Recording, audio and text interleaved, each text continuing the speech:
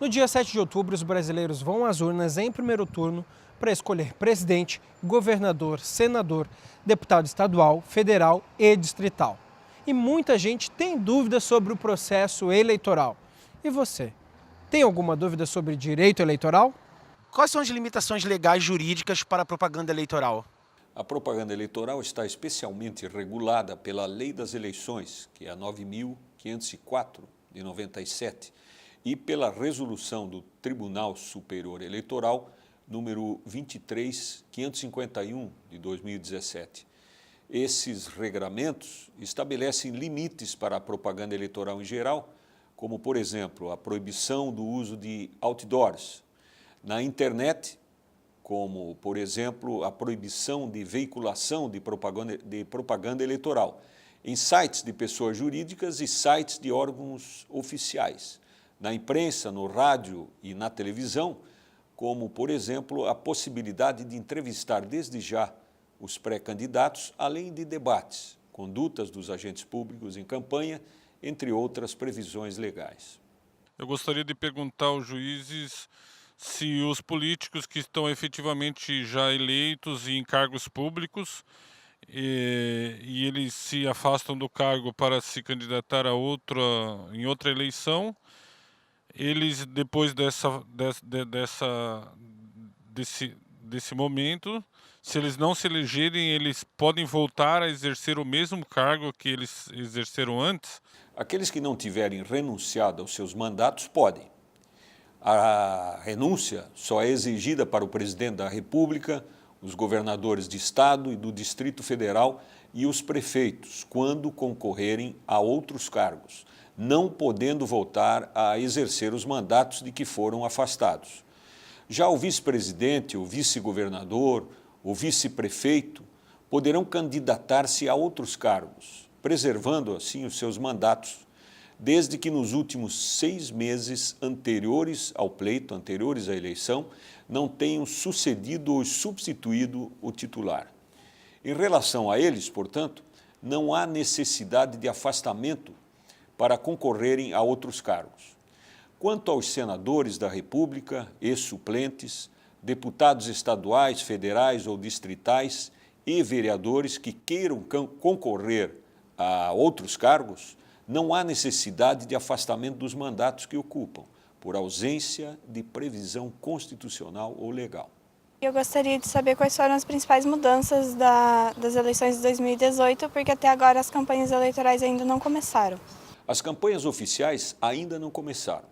Só pode propaganda eleitoral a partir de 16 de agosto de 2018, mas já é possível a pré-campanha.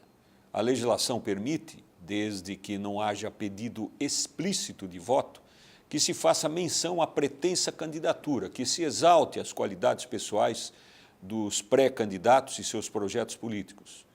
Inclusive, já é possível, desde 15 de maio, a arrecadação de fundos para a campanha através do financiamento coletivo, a chamada vaquinha virtual. Contudo, é bom lembrar que os candidatos só poderão utilizar esses recursos no período oficial de campanha. Eu gostaria de saber o que pode e não pode nas campanhas nas redes sociais. Na propaganda eleitoral por meio da internet, o que inclui as redes sociais, inclusive, é livre a manifestação de pensamento. Porém, a legislação veda o anonimato e a veiculação de propaganda paga, com exceção do impulsionamento pago de conteúdo nas redes sociais, como no Facebook, por exemplo. No dia da eleição, está proibida a publicação de novos conteúdos na internet ou mesmo o impulsionamento. Porém, não é crime manter o conteúdo já publicado na internet e nas redes sociais no dia da eleição, no dia do pleito. Como é feita a distribuição de tempo no horário eleitoral entre os candidatos? O tempo de propaganda eleitoral gratuito ele é distribuído entre os partidos. Então, 10% de todo o tempo é distribuído de forma igualitária entre todos os partidos e coligações. E 90% do tempo ele é distribuído entre partidos e coligações, considerando a representação na Câmara de Deputados. Cada partido recebendo o seu tempo, a distribuição entre os candidatos é feita de acordo com o critério dos próprios partidos políticos. Eu queria saber o que acontece se eu for viajar para o exterior. Eu posso votar no exterior ou eu preciso justificar? E qual seria o problema se eu não justificasse? O eleitor que está no exterior no dia do pleito, ele pode justificar a sua ausência às urnas no retorno ao país. Ele tem um prazo de 30 dias da data do retorno para entrar em contato com o juiz eleitoral e justificar. A justificativa também pode ser feita pela internet. Aqui em Santa Catarina nós temos o sistema Justifica e por meio dele o eleitor encaminha a documentação comprovando de que estava no exterior no dia do pleito e solicita sua justificativa totalmente de forma eletrônica pela internet. Então o nosso sistema Justifica. Ele estará disponível a partir do primeiro dia após as eleições e o eleitor que estiver no exterior já pode justificar nesse mesmo dia, já pode encaminhar sua justificativa. Para votar no exterior, apenas aquele que transferiu o título para lá e agora o prazo para transferência já acabou. Se ele não justificar, a multa por ausência às urnas é de R$ 3,50. Então ele fica com essa pendência lá no cartório, essa multa ela não muda de valor.